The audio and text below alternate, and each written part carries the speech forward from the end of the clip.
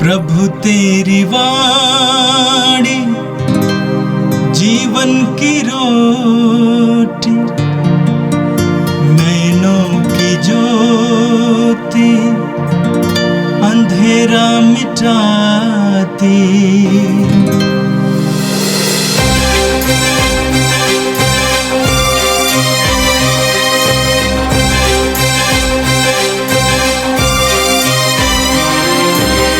प्रभु तेरी वाणी जीवन की रोटी, नैनों की ज्योति अंधेरा मिटाती। प्रभु तेरी वाणी जीवन की रोटी, नैनों की ज्योति अंधेरा मिटाती। वाणी वाणी वाणी वाणी वाणी पवित्र है, शाश्वत है, जीवन का मन्ना है। 1 मई शनिवार। पहला पाठ अध्याय 13 पद संख्याएं 44 से 52 तक। अगले विश्राम दिवस नगर के प्रायः सब लोग ईश्वर का वचन सुनने के लिए इकट्ठे हो गए। यहूदी इतनी बड़ी भीड़ देखकर ईर्ष्या से जलने लगे और पौलुस की निंदा करते हुए उसकी बातों का खंडन करते रहे। पौलुस और बरनबास ने निडर होकर कहा, यह आवश्यक था कि पहले आप लोगों को ईश्वर का वचन सुनाया जाए, परंतु आप लोग इसे अस्वीकार करते हैं और अपने को अनंत जीवन के योग्य नहीं समझते। इसलिए हम अब गैर यहूदियों के पास जाते हैं। प्रभु ने हमें यह आदेश दिया है, मैं तुम्हें राष्ट्रों की ज्योति बना दिया है, जिससे तुम्हारे द्वारा मुक्ति का संदेश पृथ्वी के सीमांतों तक फैल जाए। गैर यहूदी यह सुनकर आनंदित हो गए और ईश्वर के वचन की स्तुति करते रहे। जितने लोग अनंत जीवन के लिए चुने गए थे, उन्होंने विश्वास किया और सारे प्रदेश में प्रभु का वचन फैल गया। किंतु यहूदियों ने प्रतिष्ठित भक्त, महिलाओं तथा नगर के नेताओं को उफाड़ा। पौलुस तथा बरनबास के विरुद्ध उपद्रव खड़ा कर दिया और उन्हें अपने इलाके से निकाल दिया। पौलुस और बरनबास उन्हें चेतावनी देने के लिए अपने पैरों की धूल झाड़कर इकोनिया चले गए। शिष्य आनंद और पवित्र आत्मा से परिपूर्ण थे। यह प्रभु की वाणी है। संत यूहन्ना के अनुसार पवित्र सुसमाचार अध्याय 14 वाक्य संख्या 7 से लेकर 14 तक। यदि तुम मुझे पहचानते हो तो मेरे पिता को भी पहचानोगे। अब तो तुम लोगों ने उसे पहचाना भी है और देखा भी है। फिलिप ने उनसे कहा, प्रभु हमें पिता के दर्शन कराइए, हमारे लिए इतना ही बहुत है। ईसा ने कहा, फिलिप, मैं इतने समय तक तुम लोगों के साथ रहा, फिर भी तुमने मुझे नहीं पहचाना। जिसने मुझे देखा है उसने पिता को भी देखा है। फिर तुम यह क्या कहते हो, हमें पिता के दर्शन कराइए? क्या तुम विश्वास नहीं करते कि मैं पिता में हूँ और पिता मुझ में है? मैं जो शिक्षा देता हूँ वह मेरी अपनी शिक्षा नहीं है। मुझ में निवास करने वाला पिता मेरे द्वारा अपने महान कार्य संपन्न करता है। मेरी इस बात पर विश्वास करो कि मैं पिता में हूँ और पिता मुझ में है, नहीं तो उन महान कार्यों के कारण ही इस पर विश्वास करो। मैं तुम लोगों से यह कहता हूँ, जो मुझ में विश्वास करता है वह स्वयं वे कार्य करेगा जिन्हें मैं करता हूँ। वह उनमें भी महान कार्य करेगा, क्योंकि मैं पिता के पास जा रहा हूँ। तुम मेरा नाम लेकर जो कुछ मांगोगे मैं तुम्हें वही प्रदान करूँगा, जिससे पुत्र के द्वारा पिता की महिमा प्रकट हो। यदि तुम मेरा नाम लेकर मुझसे कुछ भी मांगोगे तो मैं तुम्हें वही प्रदान करूँगा। यह प्रभु का पवित्र सुसमाचार है। ख्रिस्त प्रभु की जय। यीशु में मेरे प्रिय भाई और बहनों, हम लोग अपनी प्रार्थनाओं के द्वारा मिसा पूजा बलिदान में भाग लेकर अपने व्यक्तिगत प्रार्थना के द्वारा, सामुदायिक प्रार्थना के द्वारा अपना रिश्ता ईश्वर के साथ में जोड़ते हैं। ईश्वर को अपनी प्रार्थनाओं के द्वारा पहचानने की कोशिश करते हैं और इस प्रकार हम लोग ईश्वर की योजना को अपने जीवन में स्वीकार कर पाते हैं कि हमारे जीवन में जो भी होता है, हमारे जीवन के द्वारा जो भी कार्य संपादित होता है, वह ईश्वर की योजना के अनुरूप होता है।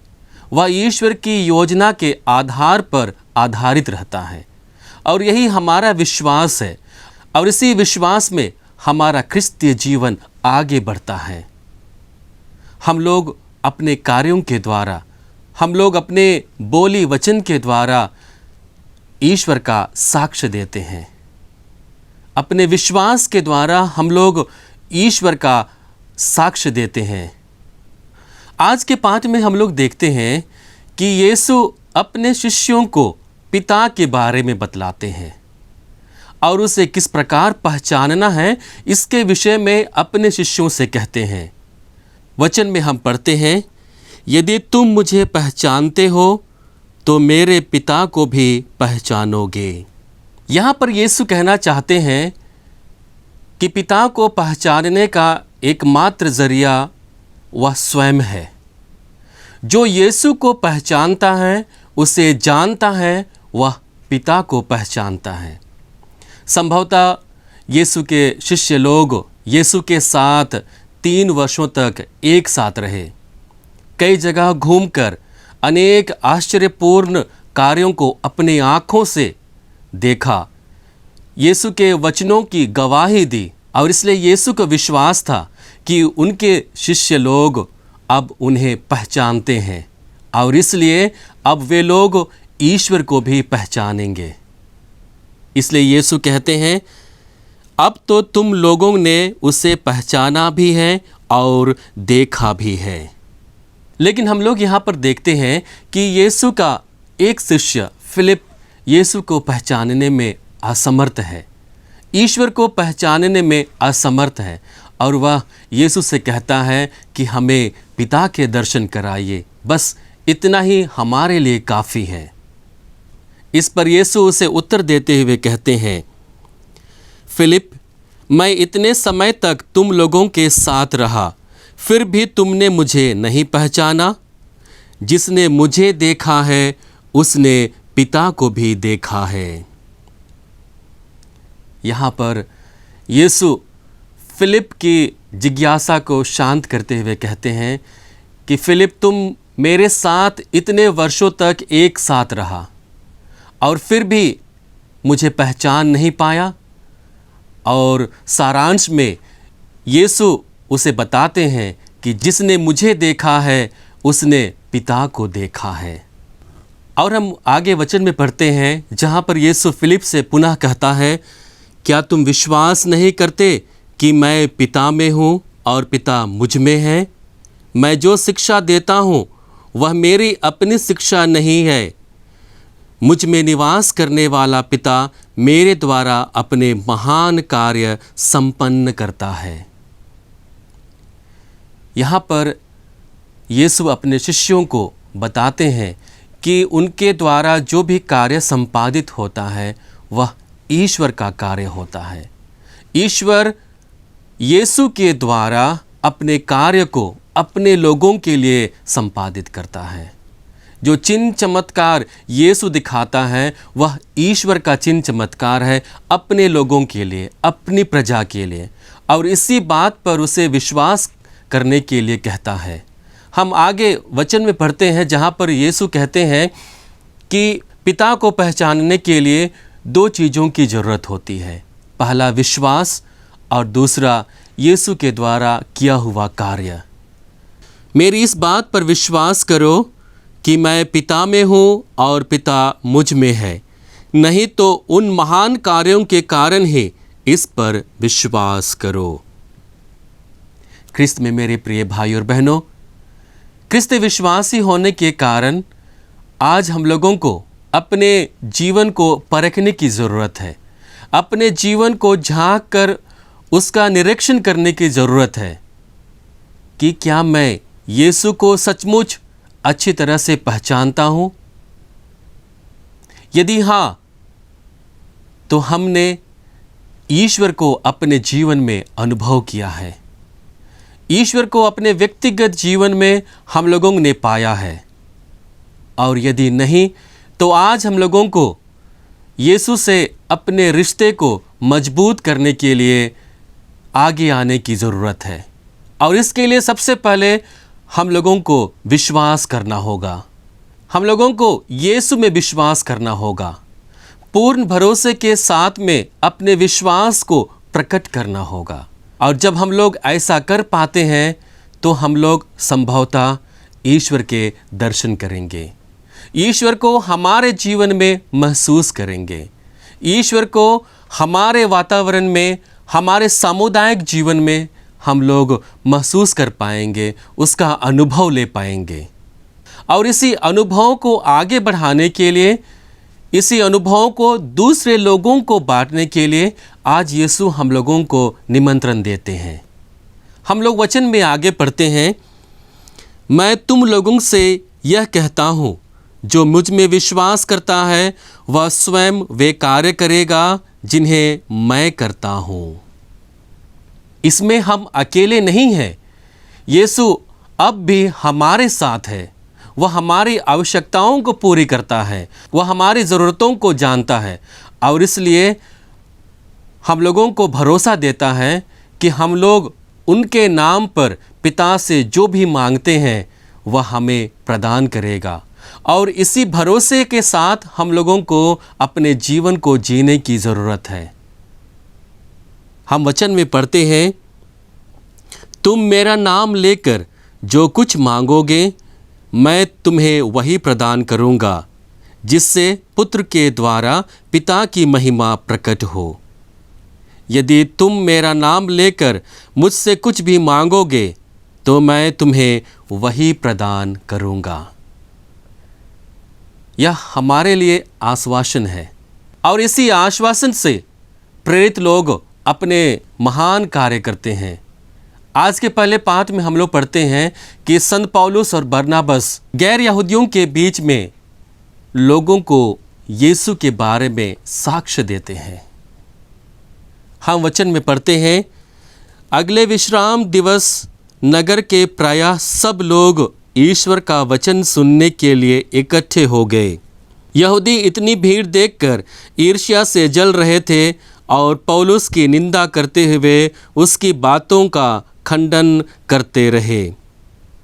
यहूदी लोग जब पौलुस और बरनाबस का विरोध करते हैं उनके इन कार्यों के लिए, तब ये दोनों डट कर सामना करते हैं और यीशु का सुसमाचार का प्रचार प्रसार करते हैं। और उन लोगों से संत पौलुस कहते हैं, प्रभु ने हमें यह आदेश दिया है, मैंने तुम्हें राष्ट्रों की ज्योति बना दिया है, जिससे तुम्हारे द्वारा मुक्ति का संदेश पृथ्वी के सीमांतों तक फैल जाए। वह उनके विरोध से डरते नहीं हैं, बल्कि पूर्ण विश्वास के साथ इस चुनौती का सामना करते हैं। और इसका परिणाम क्या होता है कि प्रभु के वचन को पाकर सभी गैर यहूदी लोग आनंदमय हो जाते हैं, उनके जीवन में आनंद आ जाता है और वे लोग प्रभु पर विश्वास करने लगते हैं। यीशु में पूर्ण विश्वास करने का परिणाम यह था कि उनके जीवन में आनंद और पवित्र आत्मा परिपूर्ण हो गया था। और इसी उत्साह से यीशु के शिष्य लोग यीशु के विषय में अपने जीवन के द्वारा साक्ष्य देते हैं। यीशु में मेरे प्रिय भाई और बहनों, आज भी प्रभु हम प्रत्येक विश्वासी को अपने विषय में साक्ष्य देने के लिए भेजते हैं। हम जहाँ भी हैं, जो भी कार्य कर रहे हैं, उन्हीं कार्यों को लेकर हमें यीशु के विषय में साक्ष्य देने की ज़रूरत है और इसी के लिए प्रभु हम लोगों को न्योता देते हैं। आइए हम प्रभु से प्रार्थना करें कि जिस प्यार को प्रभु ने सारी मानव जाति के लिए दिया और अपने पिता के दर्शन कराए, उसी प्यार को लेकर हम लोग अपने सेवा कार्य के द्वारा, अपनी प्रार्थनाओं के द्वारा, अपने भलाईपूर्ण कार्यों के द्वारा हम प्रभु के विषय में लोगों के बीच में साक्ष्य दे सकें और अधिक से अधिक लोगों को प्रभु के सम्मुख ला सकें। आइए हम इसके लिए प्रभु से प्रार्थना करें। प्रभु जी, हम धन्यवाद देते हैं इस सुंदर दिन के लिए, सभी कृपादानों के लिए और विशेष रूप से विश्वास के द्वारा हमारे जीवन को पूर्ण करने के लिए। प्रभु, जिस प्रकार से तू हम सभी विश्वासियों को उसी प्रेम में जीते हुए दूसरों को भी प्रेम बांटने के लिए भेजते हैं, हम प्रार्थना करते हैं प्रभु तू हमारा बल बन, हमारी सहायता कर। जिस प्रकार से पौलुस और बरनबास हर मुसीबत का सामना करते हुए, यहूदियों की चुनौतियों का सामना करते हुए तेरे विषय में साक्ष्य दिया, ठीक उसी प्रकार प्रभु हम अपने जीवन के द्वारा, अपने कार्यों के द्वारा, अपने सेवा कार्य के द्वारा लोगों के बीच में तेरा साक्ष्य दे सकें। प्रभु, इस महामारी के दौरान जितने भी हमारे भाई बहन, जितने भी विश्वासी लोग दूसरे लोगों की सेवा कार्य में व्यस्त हैं, प्रभु तू उनको अपने अधीन में ले ले, उनके सेवा कार्य को भरपूर आशीष और कृपा से भर दे, ताकि उनके सेवा कार्य के द्वारा तेरी महिमा उनके जीवन में प्रकट हो। जितने भी रोगियों की सेवा होती है, उनके जीवन में भी तेरी महिमा प्रकट हो। प्रभु जी, हम विश्वास के साथ में तुझसे अनुनय विनय करते हैं, जितने भी रोगी हमारे घर परिवार में हैं, जो कोरोना महामारी के कारण डरे हुए हैं, उन सभी के साथ